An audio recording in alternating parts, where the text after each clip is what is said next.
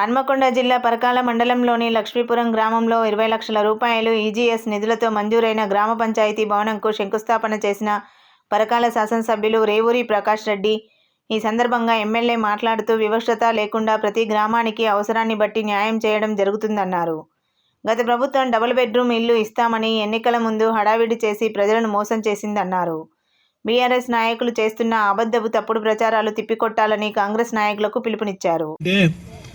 మరి మీరు ఒకసారి చూస్తే కొందరికి ఆధార్ కార్డు నంబర్ సక్రమంగా లేకపోవడము, లేకుంటే కొందరి కుటుంబ సభ్యుల యొక్క సక్రమంగా లేకపోవడం వలన, లేకుంటే ఖాతా లెక్కలు తప్పుడు వలన ఆగిపోయినాయి. అవి కూడా ఈ డిసెంబర్ పూర్తయ్యే లోపలనే మరి ఇంకా దగ్గర 4 లక్షల మంది రైతులకు ఆ 2 లక్షల రూపాయల లోపల పూర్తి స్థాయిలో చెల్లించడం జరుగుతుందనే విషయాన్ని మీ దృష్టికి తీసుకొస్తున్నాను.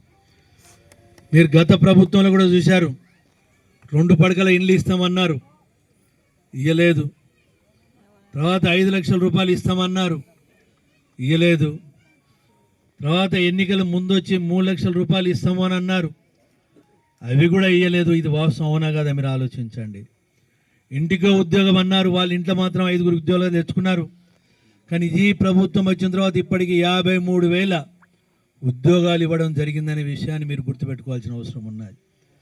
అదే కాకుండా ఇవాళ మనం చూస్తే రైతు రుణమాఫీ చేస్తామన్నారు. వాళ్ళు 5 సంవత్సరాలు అప్పుడింత ఇచ్చడం వల్ల వడ్డీకే సరిపోయింది, కానీ అసలు కూడా రాలేదనే విషయం మీ రైతు సోదరులు ఒకసారి గుర్తు చేసుకోవాలి. రెండోసారి ఎన్నికలు వస్తే మళ్ళీ 1 లక్ష రూపాయల మాఫీ అన్నారు, అది సక్రమంగా చేయలే.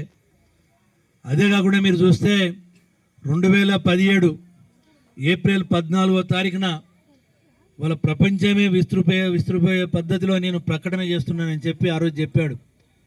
రైతులకు ఎరువులు ఉచితంగా ఇస్తానన్నాడు, ఇచ్చాడా మీరు ఆలోచించండి. ఇచ్చిన వాగ్దానాలు ఏవి నెరవేర్చలేదు, కానీ వాళ్ళు చాలా గొప్ప మాటలు మాట్లాడుతున్నారు. ఈ ప్రభుత్వాన్ని ప్రజలలో చులకలు చేయాలని ప్రయత్నం చేస్తున్నారు. కానీ ఒక్కొక్కటి చేసుకుంటూ వస్తున్నాం.